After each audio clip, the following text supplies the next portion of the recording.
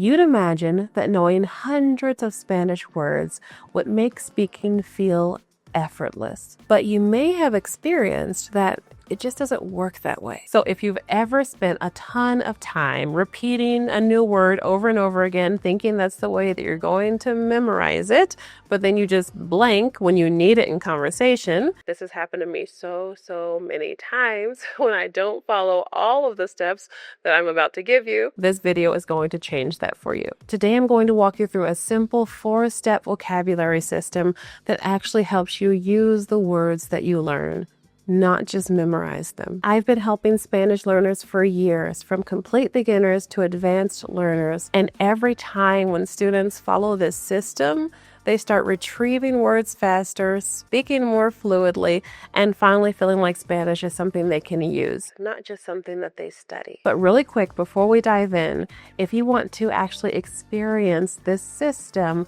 without having to create your own plan, your own words, or find people to practice with, then I'm so excited to tell you that we're opening the doors to my online school, the Caminos Conversation Club, on December 29th. But for the first time ever, during this open enrollment week, we're also hosting a free open house week. That means that you can dive into our materials and enjoy a week of free classes so that you can see if the CCC is a good fit for you. The link to sign up for that is in the description. Only those registered will receive their links and all of the information to join us. So make sure to grab a spot. And after you've done that, comment open house in the comments so I know you've grabbed your spot. All right, guys, I call this system CRAM, C-R-A-M, which is ironically the opposite of what we want to do with the vocabulary, but that's just how the acronym came out and I didn't try to change it, okay? We have our C, context. You need to know why you are learning these words. And that can happen in a couple of different ways. So it could be that you extracted the new words that you want to learn from a context. So say that you were reading or listening to something in Spanish and you came across words that you weren't quite sure of their meaning. So you made a list of those or you highlighted them. That's great. You already have an anchor for these words, a reason to learn them, which is to understand the context. So this is naturally a type of context that you're starting with. Or it could be that the words came to you first in English because you were trying to express a thought in Spanish, but you weren't quite able to complete the thought. Maybe there were missing words or missing phrases. And so you made a note of these words or phrases that you were missing. And then you went and looked those up or got some help to fill in those gaps. And you found out, okay, this is how I could have expressed this thought naturally in Spanish. This is great as well. In either case, you have context. You have a reason why you are learning these new words or phrases. It's not because Duolingo asked you to or because they're the next list in your textbook. So now you find out the meanings of those unfamiliar words or phrases or find out how you could have expressed that thought naturally in Spanish. But in either case, you now know what those formerly unrecognizable words mean. And maybe you're starting to recognize them when you hear them in conversation, or you can instantly recognize them when you're reading. But I think we've all experienced that being able to recognize these words doesn't automatically mean that they're there, ready, waiting for us when we need them in conversation. So we need to move to step 2. Our R in our CRAM acronym is repeat. You need to get your brain used to these new words. And you need to get used to producing them, not just hearing them. Think about it. If you just looked up some new words and now you know the meaning, they are still new. They are still fresh. They are still pretty alien to your brain. Your brain doesn't have many reps with this word. It could be the first time that you had ever come across them, and probably certainly the first time that you're trying to say them, trying to produce them. So if you can give your brain a head start, getting your tongue used to saying these words, repeating them, then it's going to make everything else so much easier. So repeat those words over and over again. But, and this applies especially if you're a beginner, please don't start repeating the word without hearing it first. So if you came across this word in a text and you're not 100% sure how to say it, please get some help with that first. Ideally, you're using a text that also has audio so you can listen to it, or get someone to help you, or if you're using a software where you can click on the word and hear it, do so. Find a way to hear that word before you go through the trouble of repeating it over and over. It used to happen to me so often that I would have a learner very proudly come to me and start saying a sentence that they've been working on or some words, and I genuinely don't know what they're saying. So then we have to go back to the context, which should have been step one. And I'm asking, what are you trying to say? Where did this come from? To try to get an idea. And then I'm able to figure it out. But I would always feel so bad for that learner because they just went through all of this trouble and essentially wasted their time because they weren't sure how to pronounce these things. This doesn't happen to me really anymore because usually if I'm speaking to a student, they're inside of one of my programs. So they already have the context and the feedback and the audio and all of those things. But especially if you are studying on your own, please be sure to listen before you start this action of repeating. But if you've already spent a lot of time with Spanish and you understand the simple pronunciation rules, then you're going to be okay, even if you're just reading the word and repeating it on your own. But the point is that repeating that word starts to get your brain familiar with it.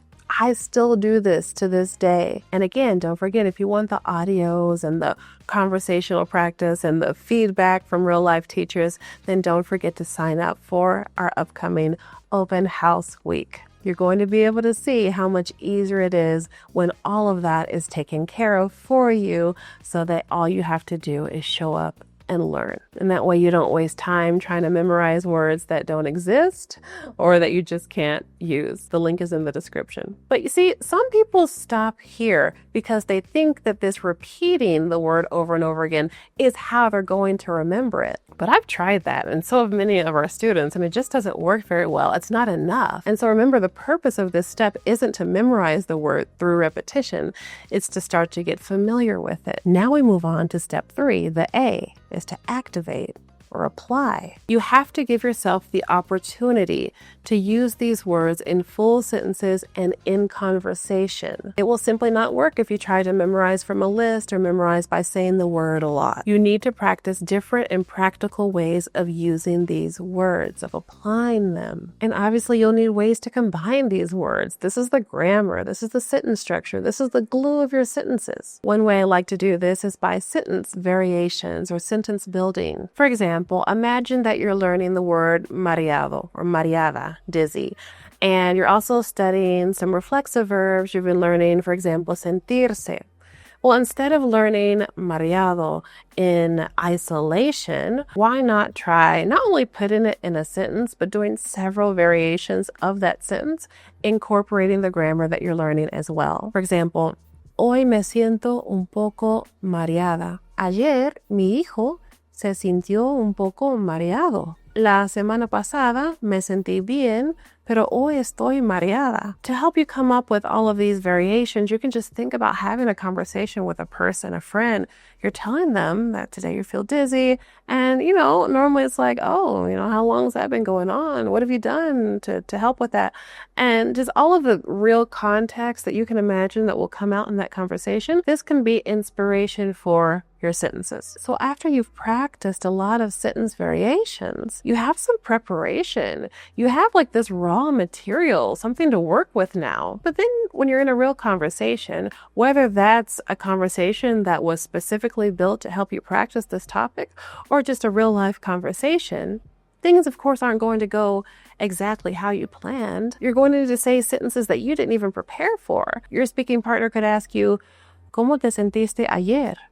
And you're like, I didn't practice this exact sentence, but I practiced so many variations that I can say, ayer me sentí mareada. You're pulling that vocabulary from different sentences that you practiced. You have it all, but now you get the chance to put it together in a different way. You never memorized that sentence, you never practiced it, but you practiced the components. And your brain can now put them together. The first time, a little slow, And then it'll just get faster from there. That's why the more reps, the more conversations, real conversations you have, the faster your recall of these words becomes, the faster you're able to put these components together because you just have more practice doing it. It sounds so obvious, but it's just surprising the number of people who spend all of their time on the components only, but no time on the conversation part. And we need this conversation part to help us be able to pull that information out quickly. This conversational practice is the reason why our students improve relatively quickly. And that's also why we combine a conversational topic with a grammatical focus as well, to give them more opportunities using all of these components together. And it's right here, this step 3 that we just talked about, this activate or apply, where most learners get stuck because they don't have anyone to talk to, or they don't have anyone to correct them, or they don't have anyone to help them immediately apply what they're learning. And because I want you to experience this and feel the difference for yourself, this is why we're having this free open house week inside of the Camino's Conversation Club, so that you can get a full week of live classes where you can apply these steps with support so that you don't feel alone anymore. So I really hope to be able to practice this with you in class. Now we could end it here. This is really all you need. But step 4, the M, is a bonus and it's optional. And it really comes in handy when you're working with especially tricky or stubborn words or phrases that you just for whatever reason cannot remember. Use mnemonics.